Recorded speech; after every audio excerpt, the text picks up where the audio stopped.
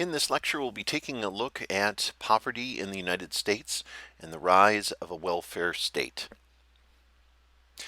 Many Americans find the limitless possibilities associated with the American dream to be somewhat unattainable. If we look at the American Midwest, states like Wisconsin, public assistance and many of the social welfare initiatives that we associate with the 20th century were things that actually started in the 19th century.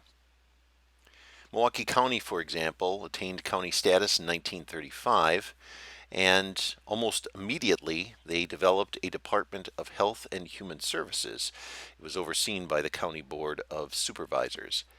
So clearly they had a strong understanding of the need for a connection between the community and this subject of poverty. How do we help people who are struggling financially or are having trouble providing for their family?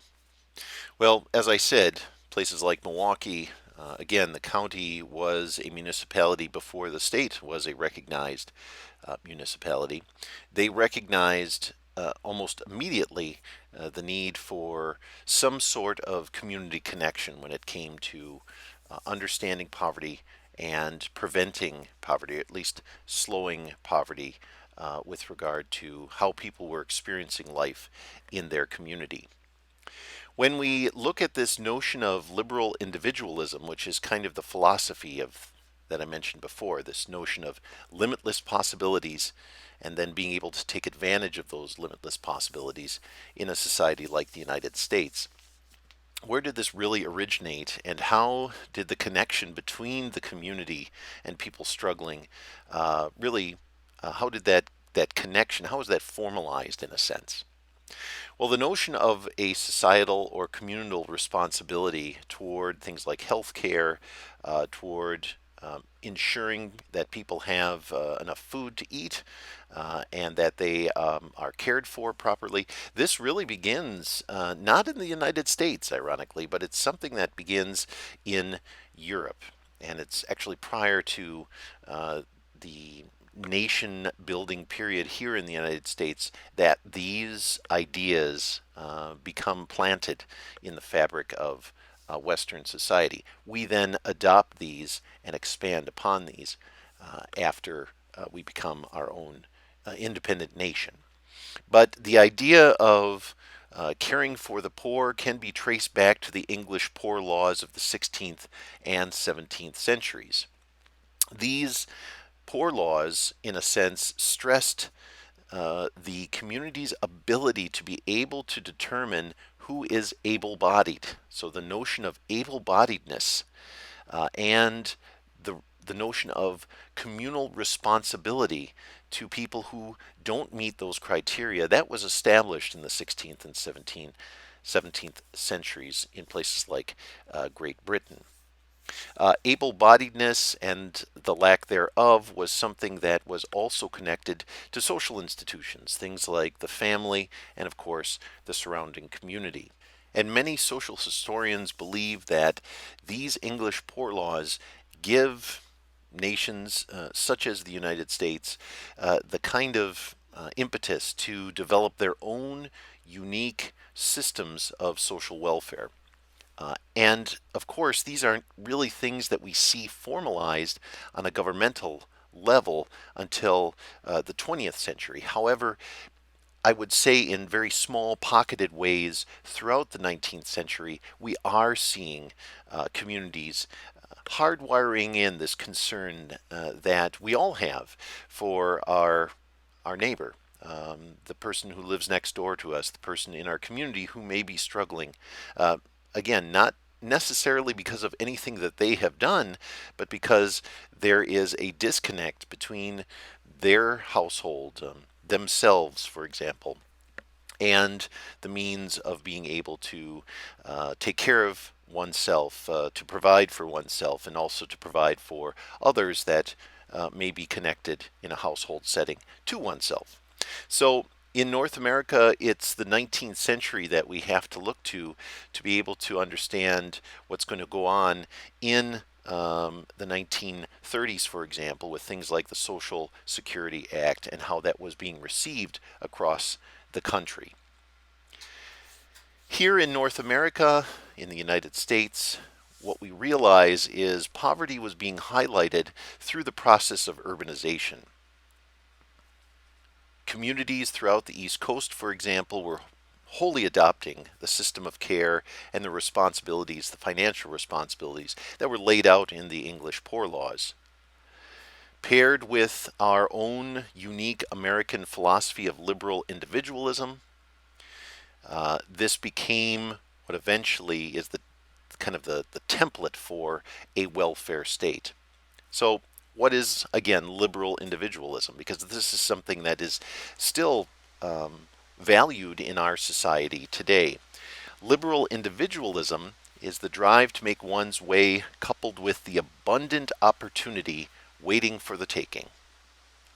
So it's the drive, the inherent drive to make one's way coupled with the abundant opportunity waiting for the taking. So the idea behind liberal individualism is that in a country like the United States, there are limitless possibilities. You can become an entrepreneur. You can develop your own technology. You can start a small business. You can develop a skill and then find a job. And you can, in a very creative, individualistic way, expand your horizons and achieve all of the things that are inherently unique to who you are. Unfortunately, this is not possible for everyone. There are limitations, sometimes structural, which we've already looked at, other times individual, that prevent us from achieving those goals. And so the English Poor Laws, and then of course what we were seeing during the urbanization that was occurring here in the United States in the 19th century, a lot of these communities like Chicago or New York, they were asking, okay, when that's not 100% possible for that individual, or if there's some sort of barrier in his or her way to be able to achieve that, what can we as a community do to break down that barrier? And the idea of relief or welfare was the initial and early answer. Sometimes it worked, many times it didn't, but the idea here is that this was the community-based, governmentally supported program or policy that paired itself with this notion of liberal individualism. And this, again, is the point at which we see the development of a welfare state. Now, unfortunately, this is also a point at which we start to see a conflict occurring here. Because another principle that's foundational to the American experience really is this separation between community and state. You see the conflicts that sometimes can occur between states like Wisconsin and the federal government over things like roads or policies or how we react to some sort of major event in our society, such as what we are experiencing right now with COVID-19. So we had a solution, we have a solution, but the idea here is the interplay between the responsibilities of the community and of the government itself, the federal government, become a major issue. And it's in moments of crisis. You think of the Great Depression as a nationwide moment of crisis. It's in moments of crisis that this interplay is somewhat resolved, where states and the federal government, no matter what what their perspectives are, politically or otherwise, regarding an issue or a variety of issues, in moments of national crisis, we see a connection. We see that bridge that is so wide and vast. Maybe elements of the bridge don't even exist at times. We see that bridge being narrowed and solidified, and we see a very unified approach toward things like public strife and how people are experiencing some sort of you know major crisis that is nationwide. It is also in these moments of crisis, and this is what really ties what we're looking at here into Shirley Better's primer. It's in these moments of crisis, and she highlights the effects of Hurricane Katrina. It's in these moments of crisis that we see poverty and some of the limitations that poverty will, in a sense, place into play. We see these limitations on a national level, and they become undeniable in terms of the inability that households and individuals have from achieving even things like basic health safety. And so here too, we see resolution occurring. We see a commonly agreed upon problem, and then we look for some sort of relief. We look for some sort of resolution for this. So, in our current problem having to do with a major global pandemic, but one that's now being experienced in a nation state like the United States, we realize that financial relief is something that is necessary given the two-tier labor market system and how the lower tier within that labor market system is experiencing a lack of work. In this case, a lack of work that is the result of some sort of national crisis. Now, when we try to figure out what poverty is, when we look at poverty and try to define it, in this case through academics, but then also through public policy, we have to initially realize that, in a sense, poverty has an arbitrary nature to it. If you look at individuals and households, people will define impoverishment a little bit differently. They will look at abrupt changes regarding their way of life. They will look at downturns in their kind of annual household income. They'll look at patterns of joblessness and job loss.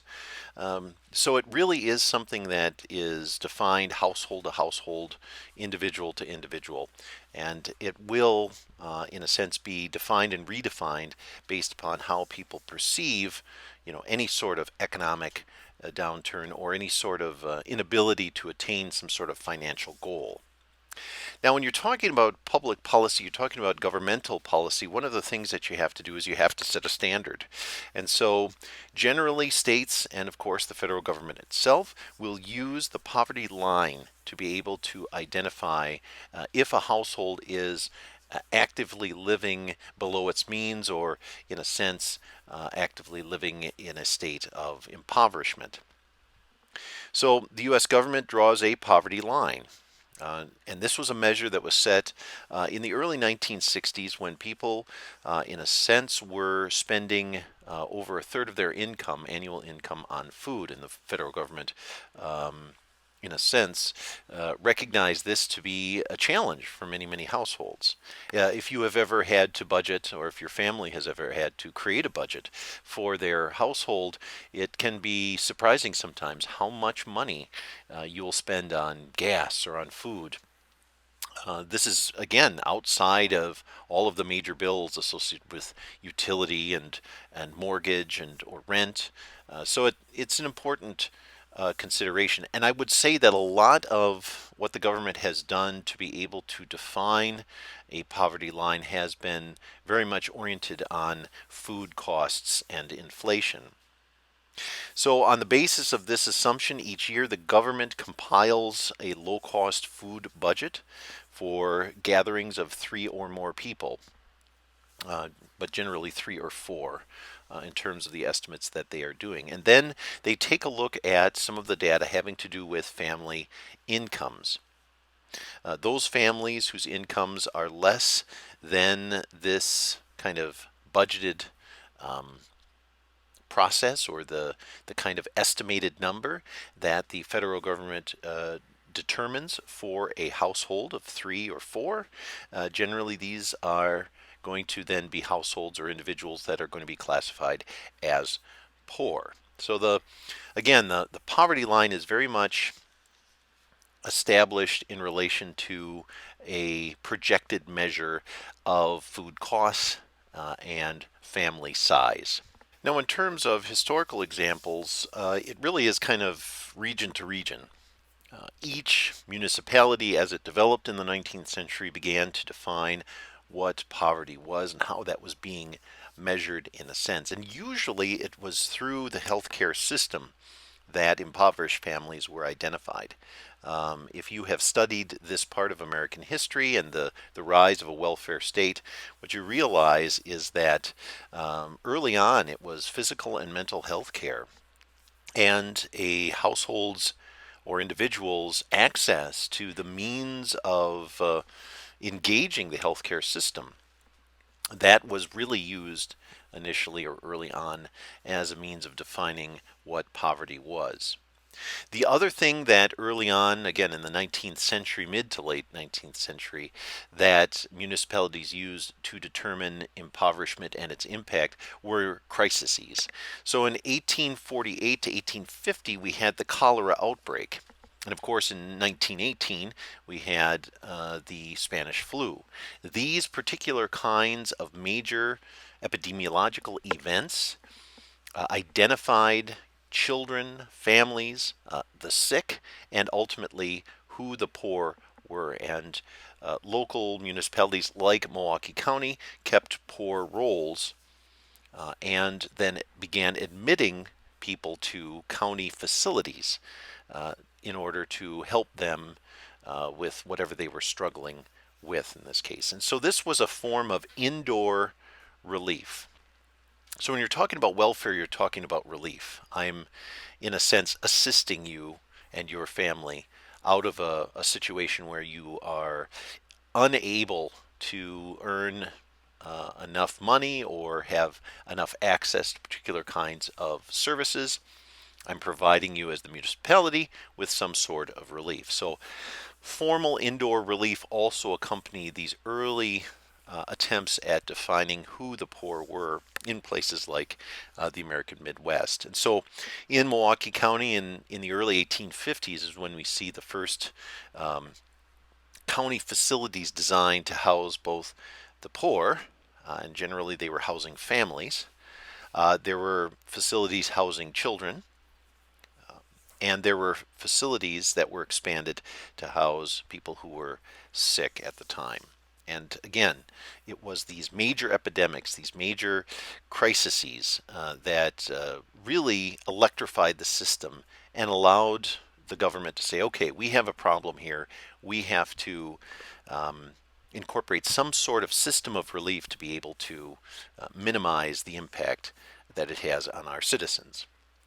So the ill, the poor, they became, in a sense, the first of Milwaukee's identified poor. And the county used its own facilities, but then up into the 1930s and 40s, they started to also incorporate quite a few private organizations, many of them religiously based, to be able to lighten the burden for even the county to be able to provide for its residents.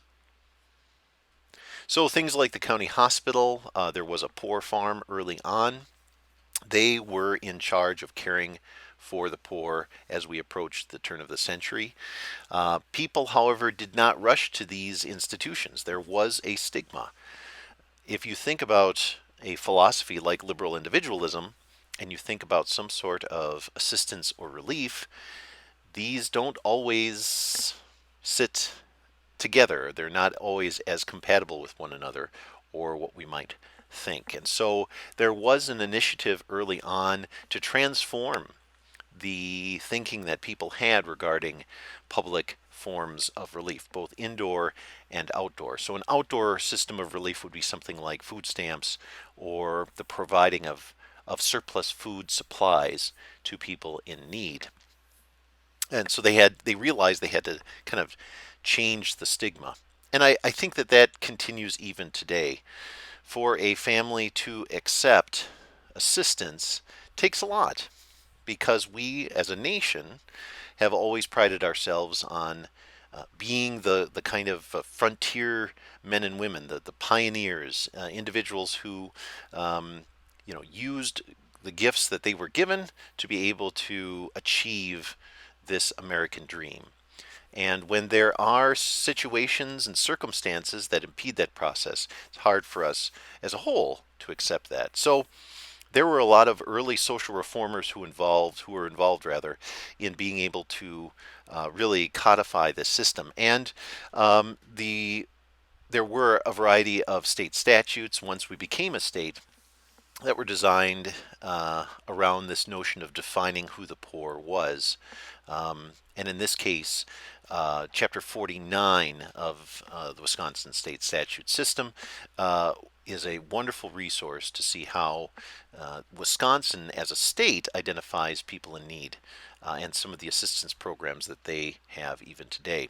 But early on in places like Chicago, early social reformers like Dorothea Dix became very, very well known for their research on these systems of public relief and some of the problems with the systems. When you're talking about an institutionalized system, there are many chances for that system to fail. And so Dorothea Dix went around, even visited places like Milwaukee to take a look at our facilities and to make sure that we were adequately providing for people in need. And Shirley Better, in her primer relating to institutionalized or institutional racism, identifies these kinds of initiatives as being the kind of fertile starting point for social welfare policy. And we see this culminating historically in something I've just mentioned, but also something that she deals with in her overview of the history of the developing welfare state, which is the Social Security Act created in 1935. And again, this was a direct response, a historical response to a major economic downturn in the United States, and something that was part of a larger global recession. Some would say there would be even a global depression at that time, but in the United States, this was a period of time known as the Great Depression. So there was a pretty significant economic downturn. What did this initial federal program, what was it designed to do? She writes, it sought to provide both monetary assistance and non-monetary aid, such as subsidized housing, food stamps, free medical care, and social services to households that were identified as in need. The program, she continues, was targeted to the elderly, the disabled, dependent children, and former workers and their dependents. And this definition really has not changed with regard to public welfare policy. We have gone through several periods of welfare reform, and we have seen how the attitudes that people have toward need have been defined and redefined, and how the public policy itself is either benefiting or maybe not benefiting those that are identified as need. Now, Shirley Better, Dr. Better, also identifies a variety of qualities of, unfortunately, racism that work their way into these systems and very often will be connected to the stigma that is assigned by a society or a stereotype that is assigned by a society regarding systems of relief. And that's why I included this image in this slide. When you think about who is impoverished, you don't always think about the person on the right, a person who is jobless, who's actively searching for a job, maybe a person who has a college degree and is just not finding a career that is a best fit for him or her. They can find themselves living well below the poverty line, as would a person, and sitting to the person's right, on the, in this case, left side of the image, a person considered to be homeless, which is that kind of classic archetype, unfortunately, for the idea of need. But Dr. Better identifies social welfare racism as being something that we have to keep a close eye on as citizens of a society, and of course for those of us who are involved in public reform practices. She writes, this relates to policies, practices, and procedures that operate within the various sections of public and private helping agencies and organizations so as to consistently penalize, disadvantage, and exploit individuals who are members of non-white groups or populations that are not part of a power majority, economic, social, or political. So the idea here is that one of the concerns that many reformers have is that, if we are to expand a public welfare initiative, if we are to expand aid practices, local, state, and federal, for families in need, does that create rather a dependency on those systems of welfare? Or are there situations where we are administering aid and it is in a sense reinforcing and supporting some of the structural inequalities that exist within our labor market or within our workforce or within housing or within education or other forms of institutionalized settings? And so it's a very unique balance, and it's a very cautious balance that needs to be met. Now, in terms of the Great Depression and in terms of some of these other national crises, which we are experiencing today, the kind of relief that is blanket relief that is being offered to households and to small businesses are things that generally are seen as a must have. When you're talking about relief in the form of money from the federal government to taxpayers, people who have filed their taxes within the past year, to be able to help somebody who has lost their job or has seen less income as a result of a pandemic or an inability to work. These are things that we realize are not necessarily perpetuating inequalities, but in a sense they are helping to bring things back into some sort of normality or balance. And that's really what we're seeing right now in our country with the COVID-19 outbreak, is that many of the relief programs that are being proposed, and of course the relief bill that was recently passed in late March of 2020, is something that ultimately is designed to kind of act as a stimulus. Right? So it's good for the country and it's good for the households that make up that country. So it's a very challenging balance, but in terms of major crises, we don't see it as being. We see it more of as a blanket kind of application for relief. The same could be said about the Great Depression. The welfare relief efforts of the Great Depression, the work efforts, those were all designed to benefit not just people who had some sort of economic power, but they were designed to bring everybody up to a livable wage and then to almost kickstart or re-engage the economy, the national economy, so that would be able to prosper.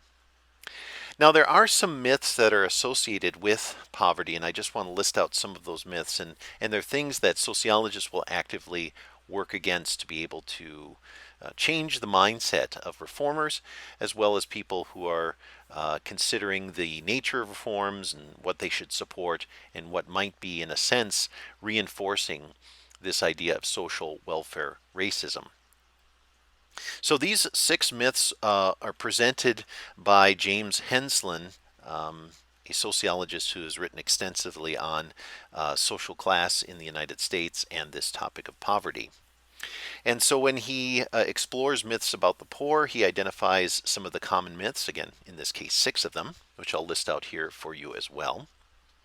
First, the myth that most poor people are lazy or unable or unwilling to work.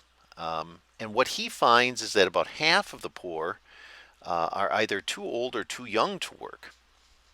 And so that, you know, by definition, pushes back against that initial myth. About 40% of people who are living under the poverty line are 18, and another 10% are 65 or older.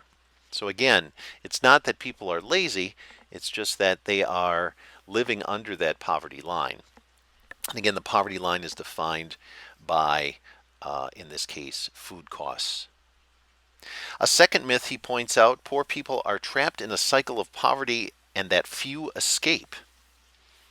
He continues pushing back against that mythology by saying that long-term poverty is actually rare in the United States. Most poverty lasts less than a year.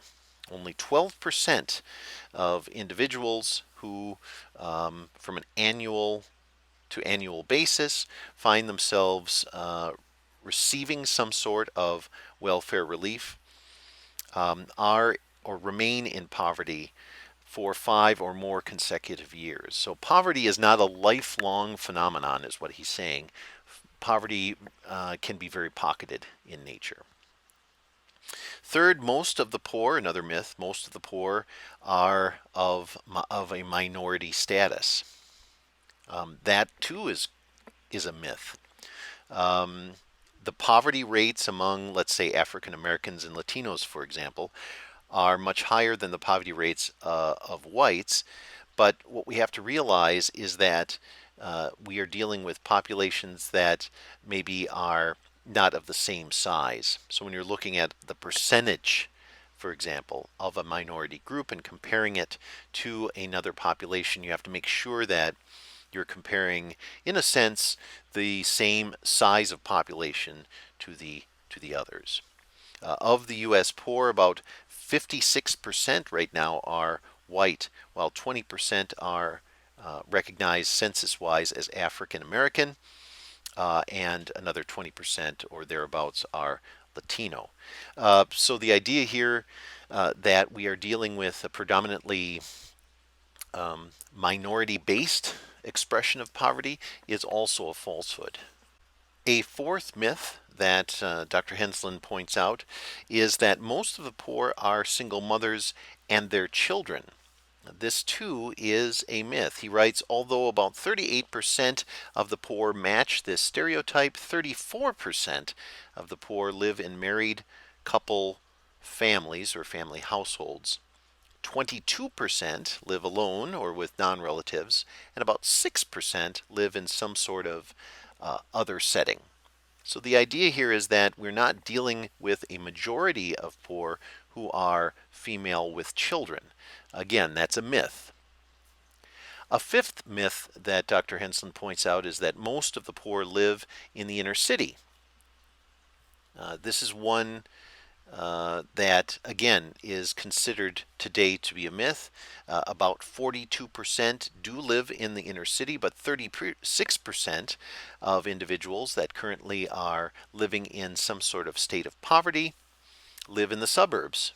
22% live in small towns and rural areas. And we know that rural poverty is something that we have unfortunately really recently discovered, but now come to realize as being even more pervasive than some sort of urban-based model for poverty. You'll find that poverty is not restricted by any sort of geography. It is found everywhere. Then the sixth and final myth that Dr. Henslin provides us with for this, topic of poverty is that the poor live on welfare or some sort of relief program, or that they are subsisting off of some sort of relief program. That also is a myth. The stereotype is far from a reality. He writes, only 25% of the income of poor adults comes from welfare. About half comes from wages and pensions, and about 22% comes from Social Security. So the idea here is that, if you are living in poverty, not all of your money that is coming to support your household is actually coming from these welfare relief programs. In fact, you still may be part of the working poor, or you may be retired and may be living off of a pension that just does not cover the requirements, the economic requirements of your household. And again, this is one of these myths that has perpetuated and does pop up quite a bit or quite often when there is some sort of major reform effort that's occurring either on a national or state level stage. So, where is the reality? Well, who are our modern poor? So, who are the poor? We're kind of back to that main question as we're looking at the development of welfare relief and the history of welfare relief in countries like the United States. Well, first, and I'll kind of take you down point by point here. First, as I've just mentioned, and as Dr. Henson has pointed out, there is no true geography to poverty. Poverty can pop up wherever it wishes. It can be a rural phenomenon, it can be an urban phenomenon, and it can develop in the east, it can develop in the west, it can develop in one state, not the state next to it. So it is very much a moving target when it comes to geography. And so it's very hard to say that in the United States, the Midwest is this, or in the United States, the Northeast coast is this, right? It is something that is found everywhere, and it is very, very pervasive. However, when you have a national disaster, such as, Hurricane Katrina, which is the subject of a good portion of Dr. Better's primer, or what we are currently going through with the pandemic in the United States and even the global pandemic, these will be circumstances, modern, historic, and otherwise, that will shed light on where inequality is reinforcing one's inability to receive the kind of care that they need, or they are living in situations where a a situation can be, or a circumstance can be experienced in a much more drastic or extreme way.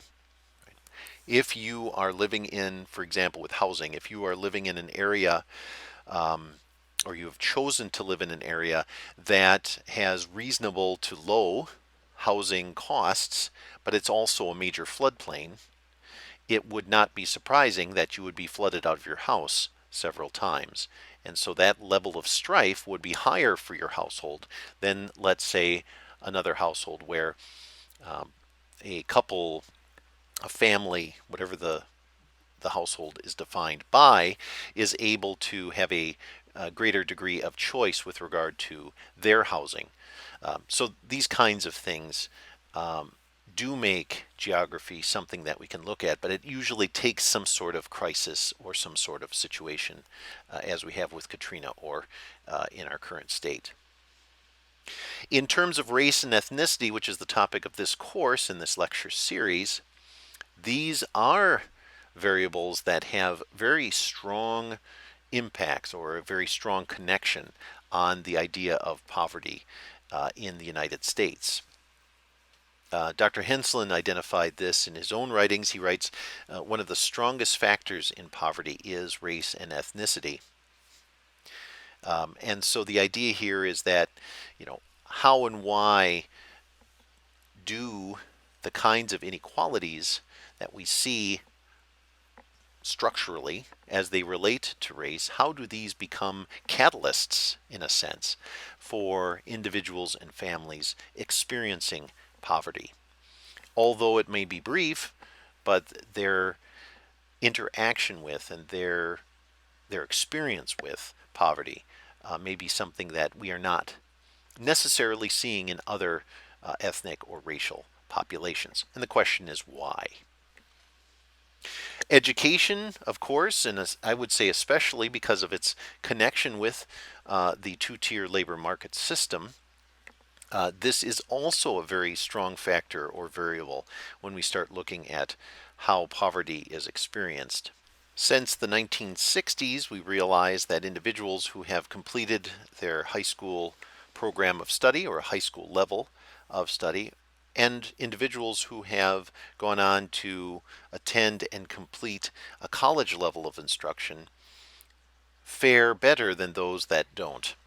And so the idea here is that if you are able to put yourself in an educational circumstance where you are gaining some sort of skill or some sort of credential that will allow you to have a salary job setting, or a job setting that's maybe not hourly or wage hourly based. Or it may be a situation where you now have the ability to start your own company, so on and so forth. These kinds of education to labor market connections, these will allow you to have a much more stable economic lifestyle. And we find that households that experience this generally are experiencing a life history without any sort of poverty attached to it. And then, as we said before, gender and age also play a factor in this. We know that the majority of people who experience poverty today in the United States are children and people who are above the age of 65. Why?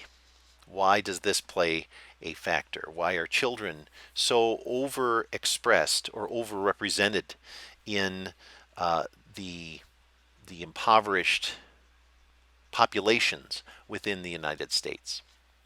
And then, too, some of the structural inequalities that exist within our labor system that benefit people according to their gender also will play a factor in terms of economic risk. If you're an individual who is receiving less money on the dollar for the same job, you will be in a situation, depending on your overall income and what that's being compared against, you may be in a situation where you are living at greater economic risk than somebody who is making more per dollar than you are.